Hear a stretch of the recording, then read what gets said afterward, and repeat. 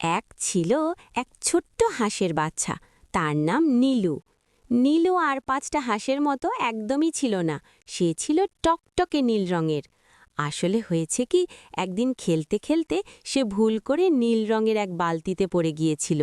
তারপর থেকেই তার গায়ের রং নীল হয়ে গেল। আর সেই পাড়াতেই থাকত এক গোলগাল হলুদ বিড়াল, যার নাম হলুদু। হলুদুর খুব দেমাগ, সে মনে করত সেই পৃথিবীর সবচেয়ে সুন্দর রঙের প্রাণী। একদিন নীলু পুকুর পাড়ে বসে আপন মনে গান গাইছিল, প্যাক প্যাক প্যাক, আমি নীল হাঁস, আমায় দেখে হিংসে করবে সারা মাস। হলুদু সেখান দিয়ে যাওয়ার সময় গানটা শুনে থমকে দাঁড়ালো।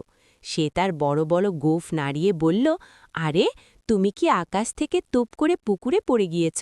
তোমার রং এমন কেন? নীলু গম্ভীর হয়ে বলল, না হে বিড়াল ভাই, আমি হলাম বিশেষ জাতের হাঁস। আমরা আকাশ থেকে নামি যখন বৃষ্টি হয়।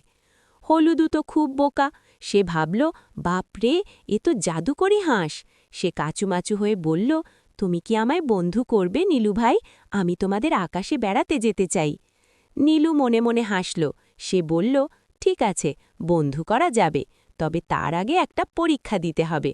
আমি যেমন পারি তোমাকে তেমন করতে হবে। হলুদু রাজি হয়ে গেল।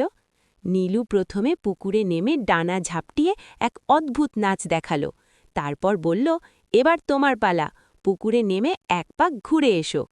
হলুদু তো জল খুব ভয় পায়, কিন্তু আকাশের বন্ধু হওয়ার লোভে সে চোখ বন্ধ করে দিল এক লাফ, ঝপাং! জলে পড়েই হলুদুর অবস্থা খারাপ। সে তো সাঁতার জানে না। সে হাবুডুবু খেতে খেতে চিৎকার করতে লাগল, মিয়াও, বাঁচাও, আমি তো নীল হতে চাইনি, আমি হলুদই ভালো আছি।